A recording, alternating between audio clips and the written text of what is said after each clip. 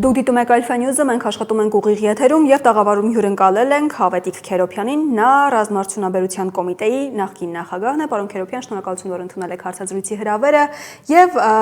վերջին շրջանում շաբաթներին, ամիսներին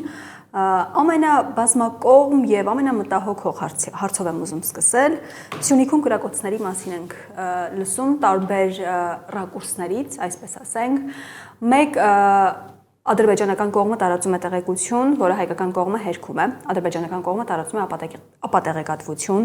մեկ խոցվում են բնակիչների տները, կրակոցները տարբեր ինտերվալներով են, տարբեր ժամերի են լսում օրվա, մեկ գիշերն է, մեկ ցերեկն է,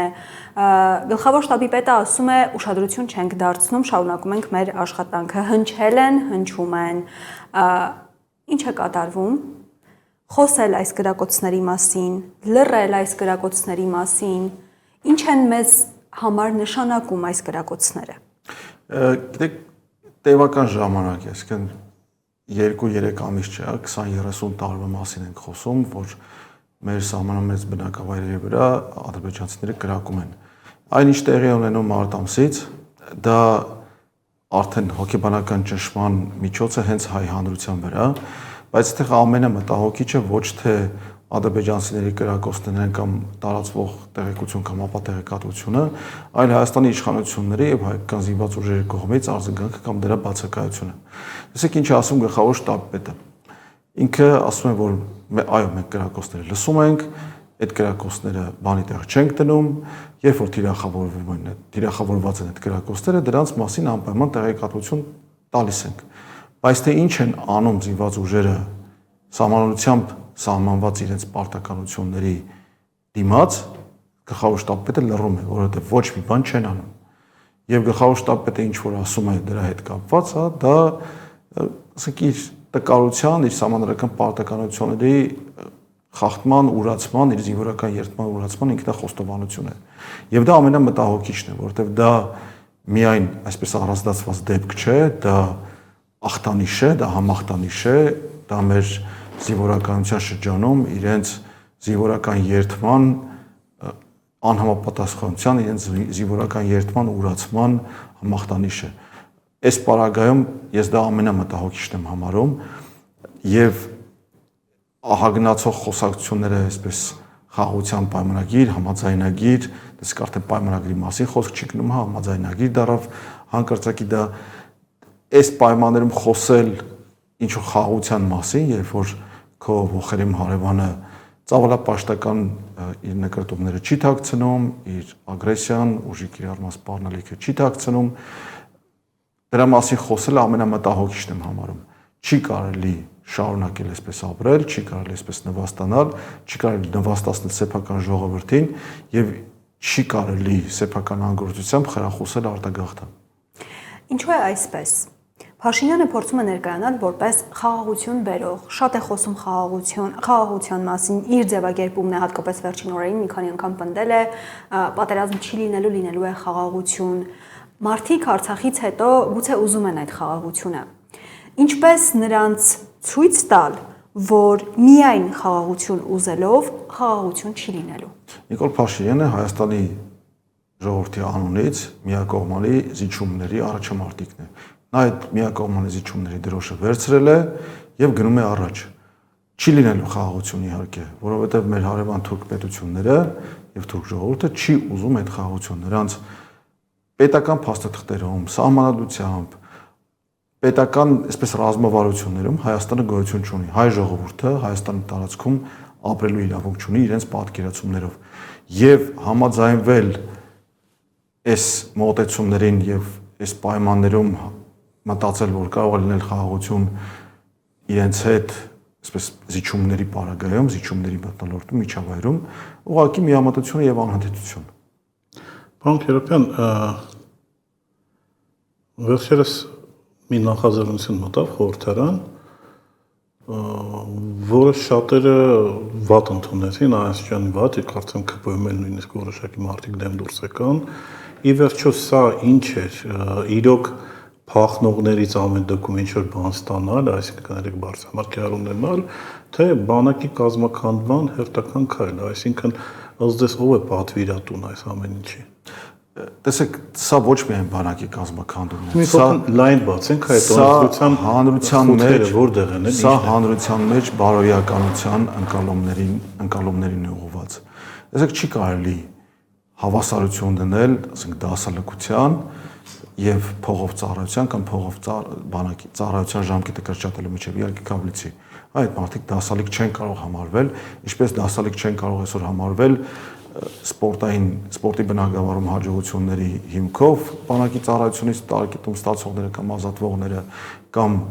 ուսման հիմքով կամ գիտության մեջ նշանակալի հիմքով դրանք դասալիկներ չեն, բայց փողով դարձնել նորմ բանակի ծառայությունից խուսափել է, իսկ սա ծառայությունից խուսափել է իրականում, որտեղ այդ մարդիկ գնալով մի տարի ներողություն, մի ամիս կամ 4 ամիս ծառայության, իրենք իրականում չեն դառնում զինվորական ոչ մի մասնագետ, իրենք բանակի կարգապահությանը, բանակի այսպես ծանրաբեռնվածությանը ընդհանրապես չեն սովորում, եւ լավագույնը, որ իրենցից կարելի է ակնկալել, դա շարքում հավասար կանգնել, հավասար զգաստանել եւ ոտնաթաթը ցկած քայլելն է։ Այն էլ էլի վերապահումով, բայց նորմ դարձնել այն ինչ որ մեր հասարակության մեջ 35 տարի կամ ավել համարվել է սխալ, համարվել է անընդունելի, դրա մասին խոսել են միայն շշուկով եւ անկյունում, կամ պարզեցել են միայն գինովցել ժամանակ ընկերական նեղ շրջապատում, տղային բանակից փախցնելու կամ ծառայությունից ազատելու մասին է խոսքը։ Դարձնել սա նորմ, համարել դա սխալ եւ ամրագրել ավելին ամրագրել օրենքով, սա բարոյական հասարակության բարոյական արժեքներին ուղղված հարված է։ Իհարկե դա նաեւ բանակում անառողջ մթնոլորտ է սերմանելու, բանակում մտցնելու անհավասարություն, վերջիվերջո սա եթե ընդունվեր, մենք ունենալու ենք բանվորագյուղացիական բանակ, աղքատների բանակ, բայց դռներ են բացվելու հետագա հասարակության այսպես ասած կաստայացման։ Ասում եմ միևնույնն է, հարուստը բանակից ազատում է, այնա մի անգամից փողը դեմից վերցնենք, որ բան։ Հետո ասում է ինքը միևնույնն է դառնալու զինվորական ծառայության Պիտանի ճանաչվի զինապարտ, երկրորդը ասում է այդ փողը կվերցնենք, կտանք այն լավ ծառայողին, այն որ ասում են բանվոր գյուղացիական ինչ-որ բանից, ինքը ինչ-որ բարձր փող։ Տեսեք, սրանք տեխնիկական մանրամասներ են, հա, իհարկե դրանց էլ կանդրադառնանք, բայց ամենակարևորը, որ այստեղ գլխավորը, որ այս օրինագծով փորձում են սերմանել հասարակության մեջ, դա կաստայացումն է։ Աղքատների եւ այսպես գույքային ցենզով մահվան արժեվ անհավասարություն մտցնելը մեր հասարակությունը դրա ոչ միայն կարիքը չունի, այլ դա թշնամական վերաբերմունք է մեր հասարակության նկատմամբ, մեր ժողովրդի նկատմամբ։ Տեսեք, նույն կառավարությունը իր այդ նույն պաշտոնյաների բերանով հայտարարում է համապարփակ պաշտպանության եւ անվտանգության հայեցակարգի մասին, որը ենթադրում է եւ բնականաբար ենթադրում է հանրության հասարակության յուրաքանչյուր անդամի այս կամ այն կերպով ներգրավվածությունը պաշտպանության եւ անվտանգության մոդելը։ Շվեյցարիայում բայց մենք Շվեյցարիա չենք։ Մենք Շվեյցարիայից շատ ավելի վատ վիճակում ենք գտնվում եւ մեր հրամայականները եւ մեր սպառնալիքները շատ ավելի լուրջ են։ Հետևաբար մենք շատ ավելի լուրջ պետք է վերաբերվենք դրան եւ շատ ավելի այսպես ընդգրկուն պետք է մոտենանք պաշտպանության եւ անվտանգությանը եւ հասարակության մեջ սեփ խրել, այսպես կաստայացնել հասարակությունը, խտրականություն մտցնել հարուստների եւ աղքատների կամ աղքատներին, որոնք որ այսօր այդ պահին ազատ դրամական միջոցները չունեն, ուղարկել վարկային ստրկության բանկերին, ես համոզված եմ կառաջանան բանակից ազատվելու վարկային փաթեթներ, հա, վճարիր մի անգամ, ազատվիր եւ այլն, բայց պետք է հասկանանք նաեւ որ սա լուրջ սեռական արտաքին ազդեցություն չեք տեսնում։ Ես օրինակ վերջին անգամ մենք որ խոսեցինք, ասացի իսկ միգուցե շատ հարուստ մի պետություն կարող է ուղղակի ինչ որ գումար ուղի եւ այդ պրիզիվից ազատի բոլորին, կոպիտ ասած։ Նավթով հարուստ պետություն։ Դե հիմա կվերադառնանք կանդրադառնանք տեխնիկական մանրամասներին, բայց ես համոզված եմ, որ այո, արտաքին որոշ գործոններ այստեղ կան։ Տարատեսակ ադրբեջանական եւ թուրքական պաշտոնյաների կողմից, այդ թվում նաեւ շատ բարձր մակարդակից ժամանակ առ ժամանակ սպառնալիքներ են հնչեցվում, պահանջներ են հնչեցվում Հայաստանի զինված ուժերը կազմաքանդելով, թվականակը խիստ նվազեցնելու, սպառազինության ռազմական տեխնիկայի զինամթերքի գնումների նկատմամբ վերահսկողություն սահմանելու, այսպես կապիտուլյացիոն պահանջներ, հա, եւ սա հնարավոր է եւ խիստ հավանական եմ համարում, որ այդպիսի պահանջների այսպես քողարկված կատարում է։ Եթե համեմատենք, ինչ է անում Ադրբեջանը իր զինված ուժերի հետ։ Ադրբեջանը արդեն 20 տարի է անշեղորեն բարձրացնում է իր զինված ուժերի պատրաստվածության մակարդակը։ Սպառազինությունների, ռազմական տեխնիկայի, զինամթերքի գնումները տարեց տարի աճում են։ Թվում է թե երբեմն որ ռազմական բյուջե են կրճատում, բայց մեկ էլ տարվա կեսին այդ ռազմական բյուջեն ավելացնում են։ Թվում է թե անցած տարի տարվա վերջին հայտարարեցին, որ մի փոքր նվազեցում են կատարում ռազմական բյուջեում, բայց տարածիորեն անցած շաբաթ հայտարարեցին 16-ի փոխարեն 40 պակիստանյան արտադրության բազմաֆունկցիոնալ կործանիչների ձեռքբերման մասին, որը շատ լուրջ գնում է եւ չի տեղավորվում իրենց հայտարարած ռազմական բյուջեի կրճատման այսպես հայտարարությունների մեջ։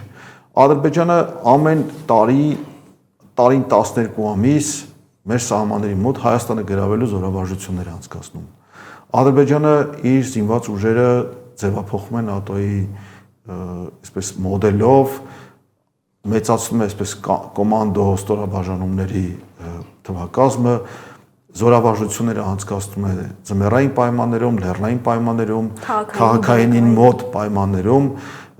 եւ նույնիսկ պայստազորի վարժանքներն է տրամաբանությամբ անցկացնում, այսինքն բանակը եկավ բնակավայրը գրավեց, պայստազորից կազմված ստորաբաժանումները մտան եւ սկսեցին մաքրել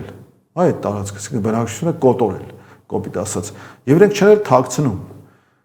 Եվ Թուրքիայի տարածքում են այդպիսի զորավարժություններ իրականացնում, եւ Նախճեվանի, եւ այսպես մեր արևելյան սահմանների երկարությամբ, եւ դա ուղիղ սպառնալիք է, հա, եւ ուղիղ մեզ այսպես իրեն ծավալապաշտական նկրտումները ուղիղ ձև է։ Պարոն Քերոբյան, ներթափանցենք, այսպես ասենք, ավելի շատ ձեր մասնագիտական ոլորտ, հա, խոսեցինք, որ Ադրբեջանը արդիականացնում է անդադ զենքերը եւ մեր ռազմա, գիտեմ, որ շատ բաներ կարող ենք չասել կամ ասել կամ բան, ուղղակի ինչը դարավ հիմնական տրիգերը, հա, որ մեր ցանկություն կար ձեր հետ զրուցելու մասնագիտական, վերջերս այն ինչ տեղի ունեցավ Ռուսաստանում, հա, դա իմ բոլոր պատկերացումները պատերազմի մասին փոխեց ընդհանրապես ես շատ ուշադիր հետո եմ ռուս-ուկրաինական կոնֆլիկտի այնտեղ կիրառող դե յուրաքանչյուր կարծիքով հայրենիքի մասին մտածող ու զինված ուժերին քիչ թե շատ ծանոթ մարդ պետք է անդադ այդ նոր բաները սովորի, իսկ մենք գիտենք որ այդ ռազմական թատերաբեմում ամենաժամանակակից մեթոդներ են օգտագործում, բայց այնինչ արեց Ուկրաինան, հա, որոշակի հարաբերական հաջողության, որտեղ ոչ ամենտեղ հաջողվեց, բայց բավականին ցավոտ էր։ Սա ամբողջապես շուռ է տալիս, հա, մեր ունեցած պատկերացումները։ Հարց, մենք պատրաստ ենք, մենք պատրաստվել ենք, թե մենք կրկին պատրաստվում ենք նախորդ պատերազմներին։ Տեսեք, այս վերջերս շատ է խոսում, այսպես FPV դրոնների եւ նաև օպտիկամագնետային կապով աշխատող դրոնների մասին, որոնք ռադիոկապ չունեն եւ համեմատաբար կայուն են ռադիոէլեկտրոնային պայքարի միջոցների նկատմամբ։ Ես մի փոքր այսպես պատմական էքսկուրս անեմ, դեռ 2017 թվականին այս օպտիկամագնետային կապի միջոցը մեր ընկերություններից մեկը, հայկական ընկերություններից մեկը արդեն մշակել էր։ Ճիշտ է, շատ փոքր հեռավորությունների վրա էր աշխատում, բայց արդեն 2020 թվականին մինչև 5 կիլոմետրանոցը արդեն կար։ Եվ ասել, որ մենք հետ ենք մնում տեխնոլոգիապես այդ մասով սխալ կլիներ, իհարկե տեխնոլոգիական զարգացման մակարդակը դեռևս բավարար չի եւ երկար ժամանակ բավարար չի համարվելու, տեխնոլոգիական խզվածքը դեռևս մեր հավանական հակառակորդների համեմատ շատ մեծ է, բայց այնինչ արեց Ուկրաինան, ոչ այնքան տեխնոլոգիական առումով էր անսպասելի կամ գնահատելի, որքան պատրաստության, հանդգնության, բայց առավել եւս իրենց սեփական շահերը հաստատակամությամբ պաշտպանելու մեջ էր։ Կարծիքով Ուկրաինայի մեջքին կանգնած որոշակի պետություն, հա, որովհետև մենակով այդպիսի բան նախագծել մի քիչ բարդ կներ։ Հարցը ուղղակի որ ուղղությամբ ուզում ասեմ, մա տեսեք, մենք ինչ որ զենքեր ենք առնում, առնվազն ինչ որ երևում է, հա, ինչ որ թեթև բետերներ, հաուբիցներ, 155 մմ-անոց սնայրադներ, արդյոք Դա է մեզ պետք հիմա ներկապային։ Տեսեք, գնումները միշտ Ես ուղղակի չայնիկի բանով եմ հարցնում, Գնումները որտեղ ես իրենցից- տեսնում եմ, որ Ուկրաինայում մոբիլ խմբերով, մոտոցիկլներով օրինակ ռուսները ոնց են գյուղեր մտնում, հա, սկզբից դրոններ են լցնում, հետո արդեն 2-3 բանով մտնում են, հետո նոր հետևից գալիս են։ Ես չեմ տեսնում մեր մոտ, որ այդպիսի պատկերացում կա, առնվազն այն ինչ որ երևում է եւ այն ինչի մասին խոսում են, եւ այն ինչ որ կատարվում է, բավական մեծ խզում կա։ Տեսեք, արտաքին գնումները միշտ ենթադրում են կախվածություն, իսկ սեփական ռազմարտությունների զարգացումը այդ կախվածությունը նաև նվազեցնելու նպատակ ունի։ Բայց նայենք թե ինչ են հայտարարում պետական պաշտոնյաները, որ տեսեք մեծ գնումներ են կատարում, տեղական ռազմարտությունների մեծ արտադրական պատվեր ունենք, բայց 5 տարի է ռազմարտությունների զարգացման բյուջեն թերակատարում են։ Դա այն է ինչը որ պետք է մեզ տեխնոլոգիական խզվածքը չեզոքացնելու նոր սպառազինության եւ ռազմական տեխնիկայի նոր նմուշներ ապագա պատերազմները հաղթելու կամ այդ պատերազմներում գոնե կռվելու ունակ սպառազինություն եւ ռազմական տեխնիկա մշակելու 2024 թվականին ռազմարտությունների զարգացման բյուջեն թերակատարվել է համարյա 80%-ով։ Այսինքն կարող ենք սրանից գումարները դուրս են գրվում, չեն կարողանում ծախսեն, հետ են ուղարկում, բայց մեզ ասում են, որ մեր մոտ աննախադեպ բյուջե, չգիտեմ, $2 միլիարդ ենթադրվում։ Այո, գումարները բյուջեով, բյուջեի մասին օրենքով բյուջեում ներառվում են, բայց գալիս է օգոստոս, սեպտեմբեր, վերջի վերաբաշխումը տեղի ունեցավ դեկտեմբեր ամսին, այդ ժամանակ ասենք գումարները վերաբաշխում են տարատեսակ այլ միջոցառումներ եւ նպատակներ։ Օրինակ սեպտեմբեր ամսին համարյա $2 միլիարդ 700 միլիոն դրամ ռազմարտությունների զարգացման բյուջեից կրճատվեց, ուղղվեց, չեմ հիշում, պարեկների պարգև վճարի էր, թե պետական աջակցություն տեղեկատվական տեխնոլոգիայի ոլորտում ձեռնարկությունների։ Այսինքն այստեղ մենք ունենք հայտարարված նպատակների, այն նպատակների, որով կարելի ասել հարկատուից, ժողովրդից փող են վերցնում բյուջեն լցնելու համար եւ այդ նպատակ եւ գործողությունների միջև մեծ տարբերություն ենք տեսնում։ Մեզ ասում են, որ գիտես ինչ կա ժողովուրդ, ես քո գրպանից փող եմ վերցնում, որ ռազմարտությունների զարգացնեմ, բայց ի վերջո այդ փողը ուղղում է լրիվ ուրիշ նպատակների, այսինքն ռազմարտությունների զարգացմանը, այդ փողը չի գնում։ Եվ դա արդեն 5 տարի է։ 2020 թվականին ներառյալ անշեղորեն թերակատարում են ռազմարտությունների զարգացման բյուջեն։ Եվ դա չի կարող չանդրադառնալ մեր տեխնոլոգիական պատրաստվածությունը, մեր ընդհանրապես պատրաստվածությունը։ Տեսեք, արտադրությունը դա նախորդ 2-3 կամ 5 տարի առաջ մշակված նմուշների մասին կարող է լինել։ Բայց եթե դու ուզում ես 5 տարի հետո կռիվ անես կամ այդ կռիվը հաղթես, պիտի այսօր զարգացմանը մեծ գումարներ ուղղես։ Տարատեսակ պաշտոնյաները արդարանում են, որ գիտեք ինչ կա, մեր կարգերը, կարգավորումները, օրենքները անկատար են, հիմա պետք է նոր կարգ մշակենք, բայց այդ կարգերով ստացվում է, որ իրենք արդարացնում են իրենց անգործությունը, իրենց ծուլությունը, իրենց դանդաղկոտությունը, ինստիտուցիոնալացնում են, չգիտեմ, ամեն տեսակ ինչ վատ բառ կարելի ասել, ինստիտուցիոնալացնում են այդ վատ բառերը, անգործությունը եւ դանդաղկոտությունը։ Ես ռուս ռազմական փորձագետ եմ խոսում Ռուսլան Պուխովի։ Ինքը մետաքիլ բան ասեց ձեր գնումները ավելի շատ քաղաքական են, ասում է, որովհետև ուզում եք Հնդկաստանի հետ ինչ-որ հաճելի հարաբերություններ ստեղծեք, իրանցից եք ինչ-որ բան անում, Ֆրանսիայից եք առնում, ասում է գլոբալ բան ես չեմ տեսնում, ինչքանով այդ կարծիքը ըստ դες գլոբալ կարելի է եզրակացություններ անել, թե մեր զինված ուժերում բարեփոխումները ինչ միտումներ ունեն։ Բայց ինչ ենք տեսնում, հա, զինված ուժերում բարեփոխումների անվտանգ ընդհանրապես բարձրացնում են աշխատավարձ, անցկացնում են այսպես ֆիկտիվ ատեստացիա, բայց մարտունակության, մարտական ոգու, պատրաստության, տեղական կամ տարածքային պաշտպանության ուժերի կառուցման, ծավալման մասով ընդհանրապես ոչ մի բան չի արվում։ Ավելին, արվում է հենց հակառակը։ Գլխավոր շտաբի պետը հայտարարում է, որ մենք ռազմակալված տարածքները վերադարձնելու ռազմական խնդիր չունենք, չենք էլ ունենալու, որտեղ գնում ենք խաղաղության։ Դա ինչ է նշանակում։ Դա զինված ուժերի մարտական ոգուն ուղիղ հարված է համարում եք զինվորական պաշտոնյայից։ Նույն համարում եք զինվորական պաշտոնյան ամբողջ աշխարհին եւ մասնավորապես մեր հարությանը ի ցույց է դնում իր տգիտությունը, հայտարարելով, որ վարչապետը զինված ուժերի գերագույն հրամանատարն է։ Մինչդեռ սահմանադրության համաձայն այդ պաշտոնը անձը գերագույն հրամանատարը դառնում է միայն պատերազմի ժամանակ։ Իսկ պատերազմական դրություն Հայաստանում երբեք չի հայտարարվել։ Այսինքն նա նաև ցույց է դնում իր անպատրաստությունը իր պաշտոնեական պարտականությունները կատարելու հարցում։ Անկերական ժամանակին Լևոն Տեր-Պետրոսյանը լավ հիշում եմ, ասում էր, որ մեր բանակը ինչքան թույլ լինի, այդքան ավելի լավ կլինի, որովհետև մենք ագրեսիա չենք առաջացնի հարևանների մոտ, հա։ Հիմա ես ու ասում եմ, մեր ուժը մեր թուլության մեջ է, փաստացի ծրագրի իրագործումը գնում է, բայց արդյոք այն ինչ որ առաջարկում է հայ հասարակությանը եւ նաեւ ուզում եմ այդ հարցն տալ, որ քննարկվում է հատկապես Նիկոլ Փաշինյանի գից գործող այդ ուղեղային կենտրոններում, օրինակ որ Ռուսաստանը հայ-թուրքական սահմանից դուրս գա, արդյոք այդ կոնցեպտը մեր մոտ աշխատում այս տարածաշրջանում թե ոչ։ Տեսեք, Նիկոլ Փաշինյանը եւ իր մերձավոր շրջապատը քրոնիկ ստախոս են, հա եւ մշտական։ Իրենք մի կողմից հայտարարում են համապարփակ պաշտպանության հայեցակարգ, մյուս կողմից ուղիղ կերպով կազմակերպում են հայ հասարակությունը, հայկական պետականությունը, մեր արժե համակարգը։ Նիկոլ Փաշինյանը մի կողմից ասում է մենք մեծ ձեռքբերումներ ենք անում, մյուս կողմից տուրք է տալիս արտաքին պահանջներին զինված ուժերը կազմակերպելու եւ այս վերջի օրինագիծը իհարկե որը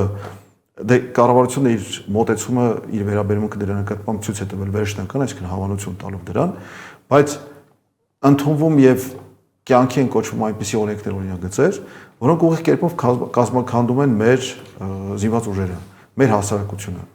Ընդունվում է մի օրենք, ասենք աշխարհազորի մասին, աշխարհազորը չկազմավորված, չկազմակերպված, այդ աշխարհազորը վերանվանվում է տեղական պաշտպանության ուժերի, ինչ որ կիսատ տարբերակով այդ տեղական պաշտպանության ուժերը այդպես էլ չեն կազմակերպվում, նայում ես բնույթով այդ օրենքը, ընդհանրապես տեղական պաշտպանության մասին չի։ Դա միայն թղթի վրա ինչ որ բան տարեր թվեր գրելու մասին է։ Ազնիվ խոսքի վրա հիմնված այն վստահությունն որ Թուրքիան մեր վրա չի հարձակվի։ Այսինքն ո՞րն է տրամաբանությունը, որ ես օրինակ տրամաբանությունը ինչ են ռուսական զորքերը զսպում Թուրքիային, պատկերացնում եմ, հա, որտեղ աշխարհակահաղական բաներ կան, կոպիտ ասած SNG-ի սահմանն է այստեղ եւ այլն։ Այսինքն Ռուսաստանի շահը Թուրքիային պաշտպանվելու ես տեսնում եմ։ Հա, մեր շահը ո՞րն է, որ Ռուսաստանը սահմանը, սա խնդիր չէ, կարող է Ռուսաստանի փոխարեն չգիտեմ, Չինաստանն լինի կամ ինչ-որ Ֆրանսիան լինի, ուրիշը մեր շահը ո՞րն է, այսինքն մեր որտեղից է բխում այդ համոզվածությունը, որ մամայի արև հա չի հարձակվել, այսինքն որտեղից է այդ կողմը։ Թուրքիան իր նպատակադրումը Հայաստանը վերացնելու հստակ եւ մշտապես արտահայտել է։ Այս վերջերս թուրքական ազդեցության քարտեզային ինչ-որ շրջանառում, որտեղ եթե Լիբիան եւ Եգիպտոսը իրենց սահմաններով կային, Հայաստանի մենակ անուններ սահմանները ընդհանրապես գոյություն չունեին։ Իրենց պատկերացումներում հերավար կամ մոտակա պատկերացումներում Հայաստան գոյություն չպետք է ունենա։ Կարող է տարածքի վրա Արմենիա գրված լինի, Էրմենիստան գրված լինի, բայց հայկական պետականություն, հայկական պետություն իրենց պատկերացումներում չկա։ Եվ երբ որ պահը կա, իրենք չեն էլ նայելու դիմացը օտարերկրյա ինչ զինվոր է կանգնած, ինչ շևրոնով, ՆԱՏՕ-ի, ՀԱՊԿ-ի թե այլ։ Ընդհանրապես չեն նայելու։ Նայելու են ուրիշ բանի։ Ինչքանով է հայ ժողովուրդը, Հայաստանի բնակչությունը պատրաստ իր բնական իրավունքներին տեր կանգնելու։ Որքան է դրա հաստատակամությունը։ Մենք պատրաստ ենք։ Ցավոք սրտի ոչ։ Ցավոք սրտի մեր ժողովուրդը ոչ վերջին հերթին նաև այս կառավարության ջանքերով այնքան պարակտված է, որ մենք այսպես հանրային համախմբան որևէ օրակարգ չենք կարողանում ձևակերպել ցավոք։ Հնարավոր է սա փոխել։ Իհարկե։ Միանանք Մոսկվա Հայկ Խաղաթյանին։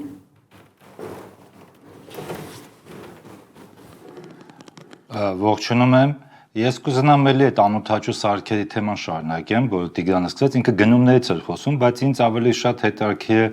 մարտական պատրաստականությունը հայկական բանակի զինատեսակների նոր, որտեղ տեսեք նույն ուկրաինական բանակում, ռուսական բանակում անօթաչուները արդեն առանձին road voice են, էլի, արդեն իրենց հրամանատարներով, ստորաբաժանումներով եւ այլն։ Այդքան մեծ ուշադրություն է դարձվում եւ մանավանդ ես որ հետևում եմ, տեսնում ենք ինչ ազդեցություն ունի զինծառայողների հոգեբանության վրա այդ դրոնները օգտագործելը եւ այլը, արդեն լրիվ նոր ոնց որ իրականություն է ռազմական, մարդիկ ոնց են պայքարում, վախենում դրոններից։ այդ ուղղությամբ աշխատանք տեսնում եք հայկական բանակում, որ արդեն հասարակ զինվորներին, սերժանտներին, սպաներին արդեն սովորացնեն այդ դրոնային պատերազմում ոնց պետք է πάει եւ ընդհանրապես այդ կառուցվածքը զինված ուժերի առանձնացնել արդեն առանձին ստորաբաժանումներ եւ այլն, ինչպես օրինակ Ուկրաինայում եւ Ռուսաստանում է արվում հիմա զինված ուժերում։ Դե որոշակի աշխատանք այդ առումով տարվում է, դեռևս 2021 թվականին Պաշտպանության նախարարության կազմում, զինված ուժերի կազմում ստեղծվել է անօթաչու թռչող սարքերի վարչություն եւ որոշակի պատվերներ հենց տեղական ռազմարտությունաբերությանը իջեցվել են։ 2022-ի սեպտեմբերյան իրադարձությունների ժամանակ, սեպտեմբերի 13-14-ին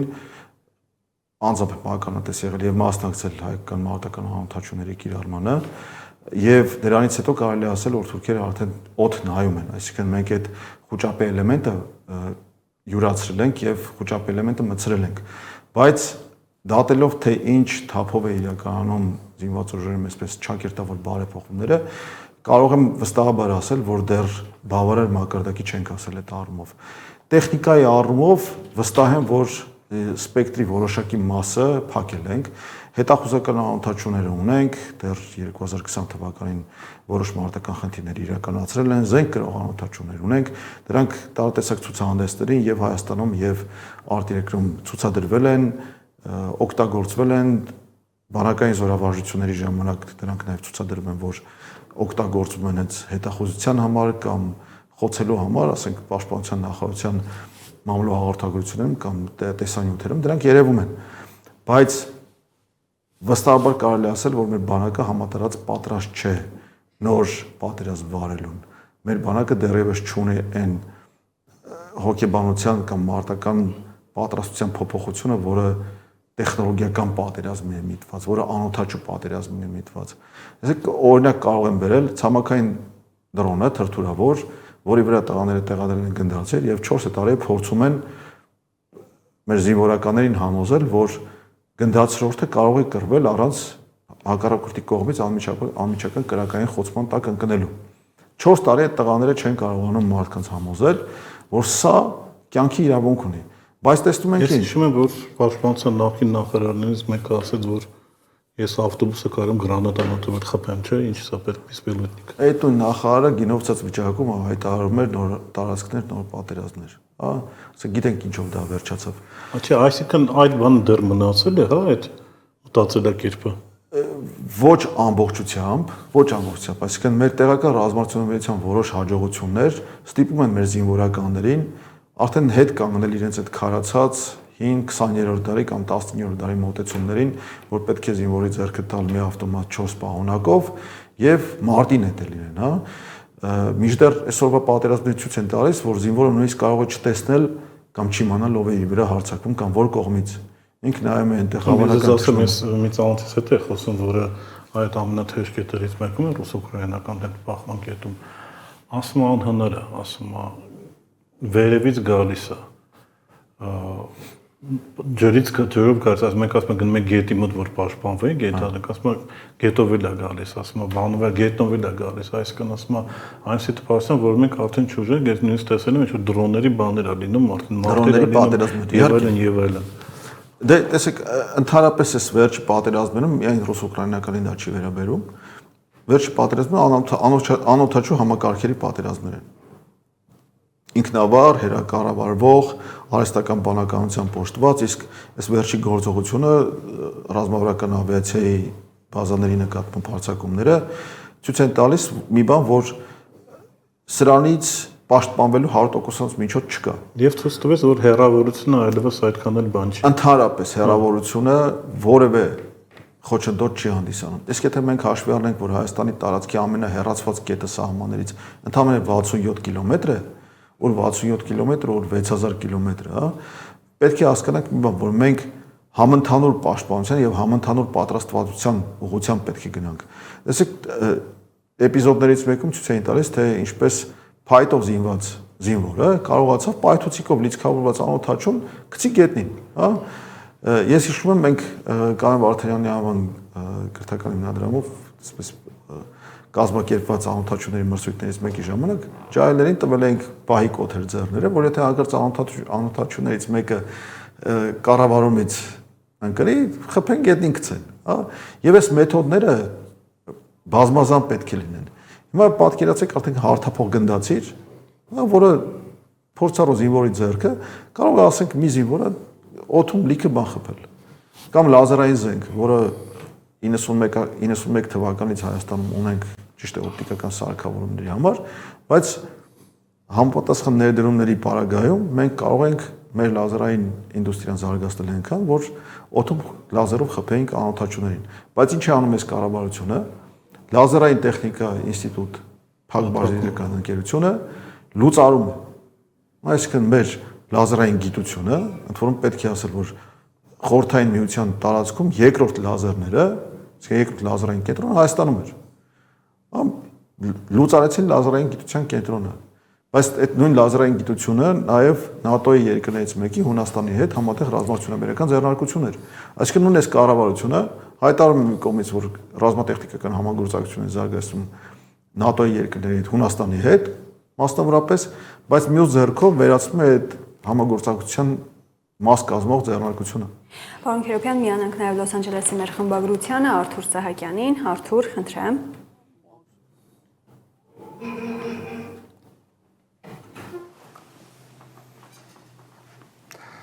Շնորհակալություն, հարցս մի քիչ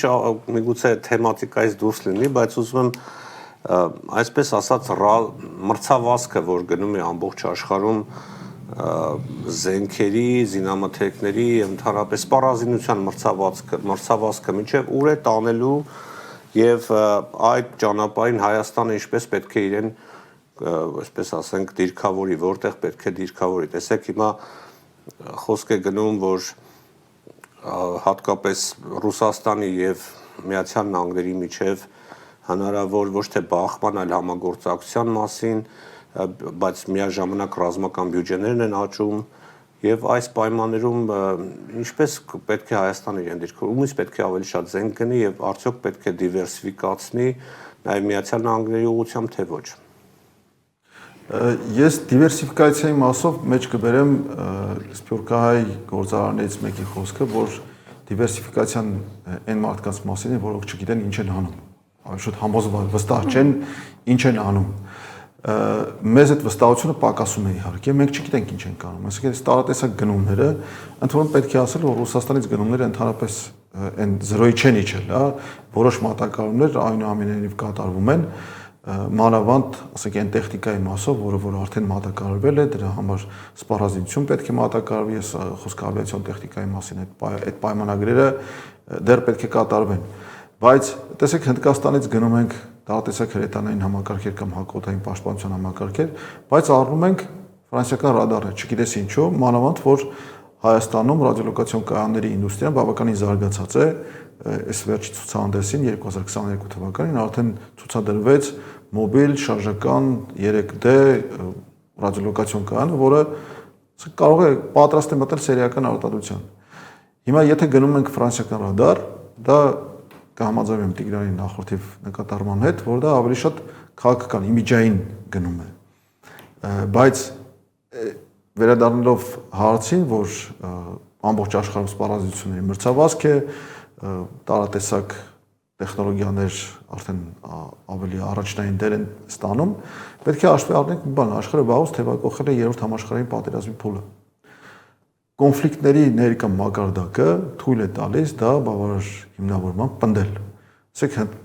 Իրանը եւ Իսրայելը անցած տարի փոխադարձ հարվածներ կատարեցին։ Ընդ որում այնպիսի հարվածներ, որ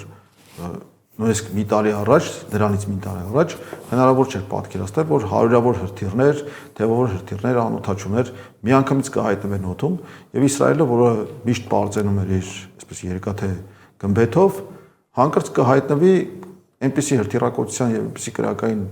ներգործության տակ, որ ասենք Թել Ավիվի կենտրոնում հրթիռներ կպայթեն, կամ ռազմական բազաների վրա կլինի այնպիսի հրթիռակոծություն, որ չեն կարող դիմանալ։ Մենք պետք է հասկանանք մի բան, որ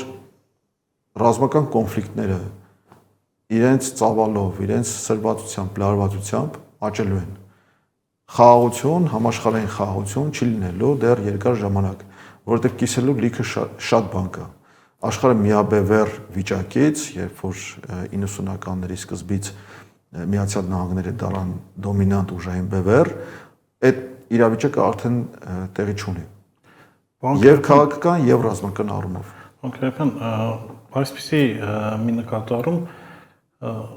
տեսեք, տեխնոլոգիաները զարգանում են, արհեստական բանականություն եւ այլն բավականին շատ հարցեր է լուծում, արդյոք սա կնշանակի, որ ինչ որ պահից այլևս բանակին պետք չեն լինելու հրետանավորներ, տանկիստներ, ուղղաթիռի օդաչուներ եւ այլն, այսինքն դա վերանալու է, ինչպես վերացան բավականին շատ մասնագիտություններ հիմա արդեն։ Այս մասնագիտությունը իհարկե վերանայվելու են։ Տեսնում ենք եւ ռուսո-ուկրաինական պատերազմի սկզբում տեսանք, թե ինչպես ռուսական զինված ուժերը մեծաքանակ տեխնիկայի կորուստներ ունեցան, արդեն Կիևին մոտեցած, բայց 60 կիլոմետրանոց վարված շարասյուն էր։ Նույն ձևի լեոպարդները մնացին։ Նույն ձևի լեոպարդները մնացին, այսպես անպաշտպան ռուսական հակատանկային միջոցների դեմ։ Այդ տանկը կուլակ բանը արդեն վերացել է։ Իհարկե ոչ։ Այն դրա ձևը վերանայվել է, բայց տանկը այսօր արդեն դարել է հեշտ թիրախ, մանավանդ այս մոբիլ կարճ հեռավորության վրա գործող անօդաչուների առաջ, բայց դրա հետ միասին առաջանում են նաև տանկերի սեփական պաշտպանության միջոցներ, ակտիվ պաշտպանություն, այսպես ցանցեր, հեռացված զրահ եւ այլն, այսինքն այս մեթոդները անընդհատ մեթոդ եւ հակամեթոդ այս մրցավազքը դեռ երկար շարունակվելու է, բայց կրակային ներգործությունը, որը հրետանին է ապավում եւ հրթիռային զորքերը, դեռ երկար ժամանակ մնալու են հակառակորդի այսպես դիմացի հակառակորդի զինված ուժի, մարդուժի եւ տեխնիկայի խոցման հիմնական միջոցները։ Եվ իմ վերջին հարցը, պարոն Քերոփյան, այս հարցազրույցի համար մեզ փորձում են համոզել տարբեր տեխնոլոգիաներով եւ մեթոդներով, որ Ադրբեջանը եւ Թուրքիան անպարտելի են, նրանց ճնշումը եւ կարողությունները հսկայական են եւ միակ ուղին զիջելն է, որովհետեւ զսպել ու հաղթել չենք կարող։ Ադրբեջանը եւ Թուրքիան անպարտելի են, թե հնարավոր է զսպել։ Տեսեք, եթե մենք լինենք այն ոզնին, որի վրա ոչ մեկ չի ուզենա նստի, այս վիճակը կփոխվի։ Բայց ոզնին պետք է ունենա փշեր։ 3 միլիոն փուշ պետք է ունենա այդ ոզնին։ Միայն 3 միլիոնանոց 3 միլիոն փուշ ունեցող ոզնին կարող է դիմանալ Թուրքիայի եւ Ադրբեջանի նման փղերի կամ առյուծների ճնշմանը։ Շնորհակալություն այս հարցազրույցի համար։ Շնորհակալություն։